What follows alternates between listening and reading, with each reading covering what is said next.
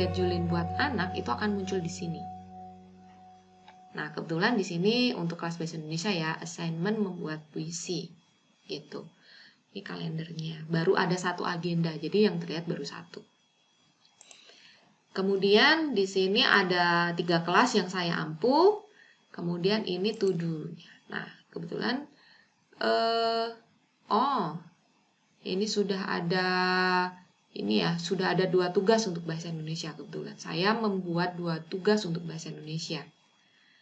Nah, di sini sudah ada yang turn in karena cuma ada 1 siswa, jadi memang 1 siswa yang sudah turn in. Yang sini karena belum ya, jadi belum ada siswa yang mengerjakan. Ini yang harus saya review. Nah, ini saya belum memberikan penilaian sehingga masih to review. Nah, karena saya belum memberikan penilaian, maka ketika saya klik review ini masih kosong. Kemudian kita balik lagi ke classes. Nah, di dalam bar kelas ini bar, saya sebutnya bar, ini ada logo folder ya. Kalau kita klik di sini, maka ini akan langsung terhubung dengan Google Drive.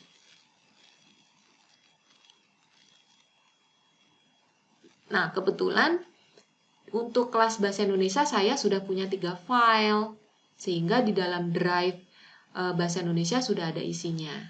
Namun kalau kita klik yang matematika wajib, ini masih kosong. Karena saya memang belum memberikan apapun di dalam kelas matematika wajib. Begitu ya Bapak Ibu perbedaannya. Nah, kemudian kalau misalnya kita klik yang di sini nih, ini kita akan masuk ke dalam daftar nilai yang anak-anak punya. Nah, kebetulan di bahasa Indonesia sudah ada 2 penilaian, yaitu membuat puisi dan penilaian harian. Ini sudah ada nilainya, tapi tadi kok masih review ya? Iya, karena saya belum return, belum kembalikan ke anak. Ini masih draft tulisannya. Jadi kalau sudah saya klik return gitu, dikembalikan ke anak, oh nilai kamu 75 loh, kita bisa kasih komen. Nanti kita demokan yang lebih detail ya. Bagus gitu. Nah, ini kita klik kembalikan. Nah, ini sudah tidak ada draft. Jadi kalau kita klik lagi ke to do, nah ini sudah kosong. Sudah ada graded-nya. Bapak Ibu lebih jelas ya perbedaannya seperti apa. Kita kembali lagi ke kelas. Kemudian kalau kita klik 3 titik ini isinya apa aja? Oh, ada move, ada edit, ada copy, ada arsip. Move itu kita bisa pindahkan bar kelas ini kemana, misalkan ke sini gitu. Nah, ini bergeser ya. Kemudian isinya ada edit. Edit itu misalkan kita ingin mengubah penamaan kelas ini, cancel saja. Kemudian ini kita bisa copy gitu, atau kita bisa arsipkan. Jadi kalau kelasnya sudah selesai, Bapak Ibu tidak perlu mendelete, tapi cukup disimpan saja. Siapa tahu material-material yang tersimpan di dalam drive kelas ini masih kita butuhkan. Nah, untuk move, untuk pindah bar kelas ini, ada 2 cara. Yang pertama adalah klik move, seperti tadi, atau tinggal klik tahan, kemudian tarik. Nah, seru ya Bapak Ibu ya. Ini menarik ini, fitur yang menarik. Karena kita bebas memindah-mindahkannya. Oke. Kita akan buka di dalam bar ini ada apa. Klik subjeknya. Nah, di sini ada stream, ada classwork, ada people, ada grades. Kalau stream, ini adalah tampilan halaman utama. Tampilan halaman utama. Kalau Bapak Ibu sering update status di Facebook, nah kurang lebih seperti itulah. Bapak Ibu boleh update status, namun statusnya ini diperuntukkan untuk siswa tentu saja. Bukan untuk kegiatan kita sehari-hari, tapi sebagai instruksi, sapaan, dan seterusnya. Kemudian, selain itu juga ada, nah ini kemarin sudah ya. Kemudian kita bisa mengganti tema dari barnya ini. Tema dari apa ini? Dari judulnya ini ya. Nah, caranya adalah select theme. Kemudian karena ini kelas matematika, jadi ya yang bernuansa matematika, math and science. Bagus mana ya? Ini aja deh gitu.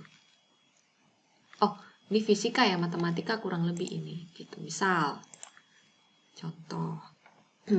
Kalau Bapak Ibu tidak ada yang tertarik dengan temanya, Bapak Ibu bisa upload foto. Tapi ini enggak usah ya. Kemudian classwork. Di dalam classwork ini adalah untuk memberikan tagihan, mengirimkan material, kuis, dan membuat topik. Nah, ini people kemarin untuk mengundang baik guru maupun siswa, dan ini adalah grades. Yang tadi ya, ini karena belum ada penugasan jadi masih kosong grade-nya. Nah, kita kembali lagi ke stream. Karena ini masih kelas yang pertama gitu ya, belum ada sapaan. Biasanya yang pertama kita menyapa ke siswa. Nah, kalimat sapaan yang pertama, Assalamualaikum anak-anak gitu ya. Terus bagaimana liburanmu? Sudah siap untuk menghadapi semester baru misal gitu. Dan seterusnya. Bapak Ibu bisalah membuat kalimat yang indah gitu sehingga anak-anak juga senang dengan karena mendapatkan surat dari Bapak Ibu guru. Nah, agar lebih menarik, Bapak Ibu guru bisa menambahkan file. Bisa file YouTube motivasi, bisa file motivasi yang diambil dari YouTube, bisa file portofolio Bapak Ibu yang diambil dari komputer Bapak Ibu atau link atau Google Drive, dari mana saja bisa. Kemudian karena misalkan Bapak Ibu mengajar di beberapa kelas, ini agar lebih efisien dan hemat dalam menuliskan, kita bisa mengirimkan sekaligus ke 3 kelas yang kita miliki. Kebetulan di dalam kelasnya saya ada 3 kelas. Nah, ini yang mengajar semuanya saya, maka saya akan kirimkan ke seluruh siswa. Nah, apabila ini sifatnya khusus, maka kita bisa mengirimkan khusus. Misalkan anak yang akan kita kirimkan khusus adalah dari kelas sejarah wajib, misal ya. Oh, ini enggak, karena kita domainnya di matematika wajib ya. Oke, di kelas matematika wajib dan hanya anak tertentu saja. Maka all student-nya kita checklist dan kita tinggal checklist anak-anak yang akan kita kirimkan message ini. Kebetulan siswanya 1, jadi ya mau nggak mau ini satu-satunya siswa yang akan kita kirim ya. Kemudian posting. Nah, kita akan lihat penampilannya seperti apa untuk di siswa. Ini tadi menjadi ungu ya, menjadi pink ya. Ini gurunya juga masih sama. Nah, Bapak Ibu agar lebih menarik gitu, sebaiknya Bapak Ibu juga menampilkan foto tercakepnya ya nanti di sini. Ini saya kurang pas ini ya. Ini kan hanya untuk demo, jadi nggak apa-apa. Kita coba buka ini, saya sebagai siswa. Di matematika wajib sudah ada apa ya? Oh, ini sapaannya. Ibu guru saya sudah menyapa saya. Gitu. Kemudian di bahasa Indonesia, waduh sudah banyak tugas. Baru menyapa. Kemudian di kelas sejarah wajib, oke, tadi ternyata sapaannya baru ke 1 kelas ya. All student untuk 1 kelas. Oh iya, seharusnya tadi untuk semua kelas. Kelewat. Oke, anyway. Kurang lebih seperti itu Bapak Ibu. Cukup mudah ya. Nah, sekarang kita lanjut ke classwork. Di dalam classwork, misalkan Bapak Ibu ingin isinya apa saja ya, tinggal klik create. Nah, ini banyak sekali menu pilihannya. Ada assignment, quiz assignment, question, material, reuse post, sama topik. Untuk 3 hal ini hampir mirip. Kemudian kalau material, Bapak Ibu bisa mengirimkan media pembelajaran, atau handout, atau link-link materi, atau link-link YouTube, video pembelajaran, dan seterusnya. Kalau reuse post, itu Bapak Ibu mengirimkan material yang sudah pernah ada di kelas sebelumnya. Nah, kebetulan ini karena belum ada, maka dia muter-muter saja. Maka ini saya cancel. Nah, yang terakhir ini adalah topik. Topik ini menjadi kunci untuk Bapak Ibu mengelola kelas virtual menjadi lebih tertata sehingga anak-anak mudah untuk mencari bahan yang Bapak Ibu kirim, entah itu handout, entah itu tagihan. Kalau kita tidak menuliskan topik, anak-anak pasti akan bingung, Pak, Bu, yang mana? Tugas yang mana? Tugas tanggal berapa?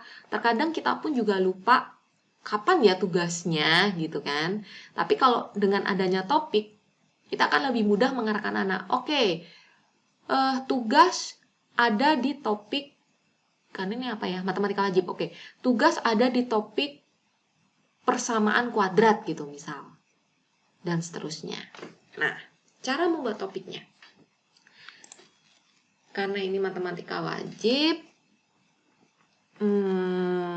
kira-kira kelas 10, maka materinya adalah eksponen misal. Eksponen. Sifat eksponen.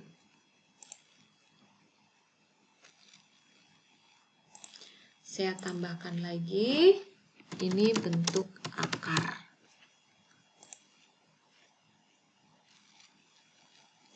Saya tambahkan lagi satu lagi, sifat-sifat logaritma, misal.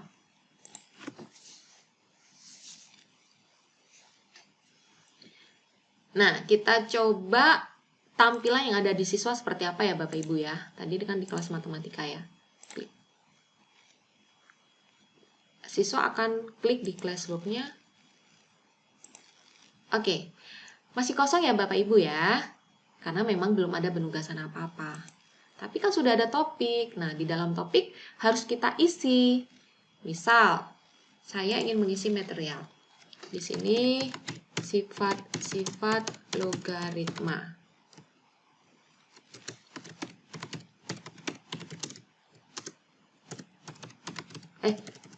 Eksponen dulu ya Bapak Ibu ya. Eksponen. Kemudian saya akan mengirim YouTube, link YouTube. Saya ulangi lagi.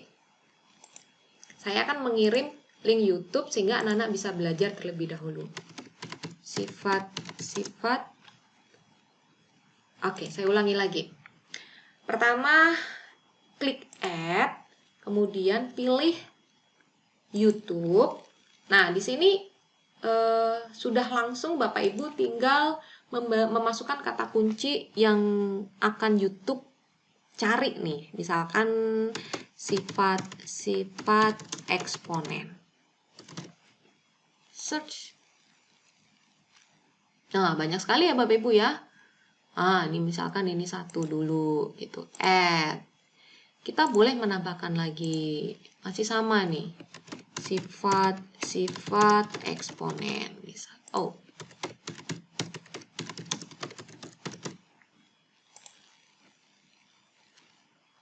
Nah, ini yang part 1. Ini kan basic dan seterusnya. Nah, Bapak Ibu boleh menambahkan berapapun banyaknya di sini.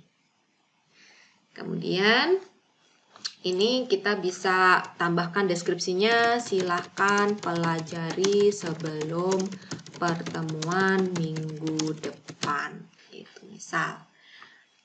Jangan lupa klik topik sifat-sifat eksponen.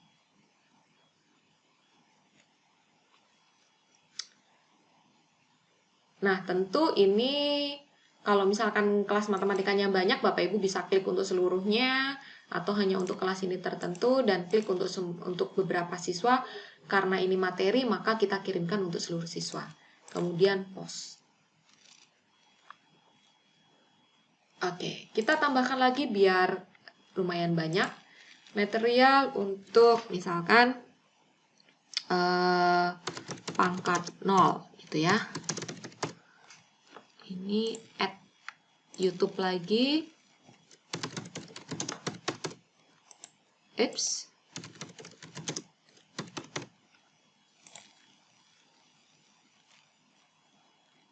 Nah.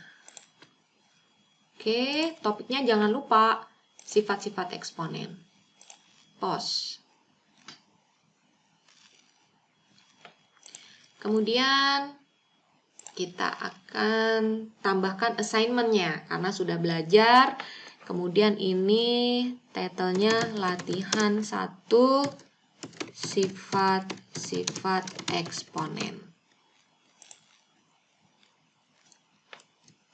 Kerjakan. Nah, ini instruksi pengerjaan ya.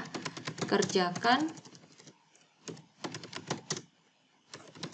dengan teliti sesuai dengan sifat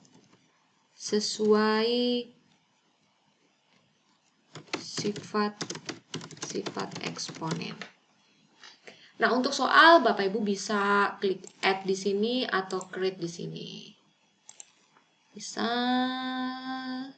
di dokumen.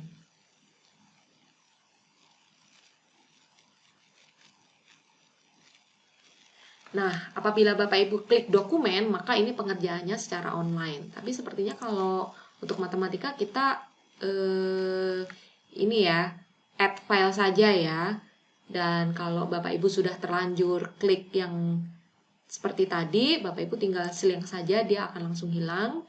Kemudian kita ambil add dari Google Drive yang kita miliki. Kebetulan saya sudah punya file ini, misal tidak ada file, kita ngarang saja, misal ya, soalnya adalah ini, kisi-kisi UKG, tidak apa-apa lah ya. Nah, di sini kita bisa pilih Bapak Ibu, student can view file atau student can edit file. Jadi anak-anak hanya bisa melihat file ini, hanya bisa melihat soal, misalkan ini soal, atau bisa mengedit soal, atau ini make a copy for each student. Karena ini soalnya sifatnya dikerjakan, bisa karena latihan berarti dikerjakan sebagai PR, maka kita klik student can view file sehingga nanti anak-anak mengirimkan pengerjaannya dikembalikan melalui foto dan dikirimkan langsung ke Google Classroom. Nah, tugas ini bisa langsung dikirim, berarti klik assign, atau bisa kita schedulekan. Misalkan kita ingin tugas ini dikirim besok, keesokan harinya, berarti tanggal 9 mau jam berapa? Jam 8. On schedule.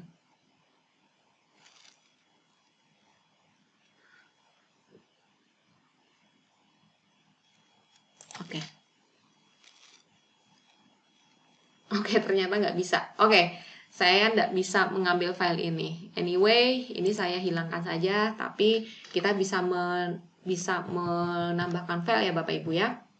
Karena beda account tadi, jadi nggak bisa. Nah, kemudian kita bisa kirimkan untuk semua siswa dan seterusnya. Kemudian kita bisa berikan poin, due date-nya sampai kapan, misalkan sampai tanggal 11 jam berapa. Kemudian jangan lupa topiknya, yaitu topiknya masih eksponen. Kita bisa menambahkan rubrik, tapi untuk pembahasan rubrik akan saya sampaikan di video yang lain, tidak di sini. Gitu. Kemudian kita klik assignment. Nah, kita coba lihat hasil kerjaan anak seperti apa. Tampilan di anak seperti apa. Nah, lihat. Nah, ini tampilan di anak Bapak Ibu. Sifat-sifat eksponen sudah ada 3 hal, yaitu materinya 2 dan 1 penugasan. Nah, biar kelihatan, kita akan tambah 1 lagi, misalkan assignment untuk latihan 1. Nah, misal ya, ini poinnya juga 100, topiknya sekarang kita ke bentuk akar. Same. Oke, kita lihat dari anak seperti apa. Dadah, belum muncul. Masih loading. Oke, di guru sudah muncul, di anak. Oke, sepertinya saya harus refresh. Nah, di anak di roomnya anak juga sudah terlihat ya, Bapak Ibu. Nah, ini buat anak dan buat guru lebih mudah untuk mengatur atau mengelola kelasnya. Demikian akhir dari video ini, mudah-mudahan bermanfaat. Terima kasih dan wassalamualaikum warahmatullahi wabarakatuh.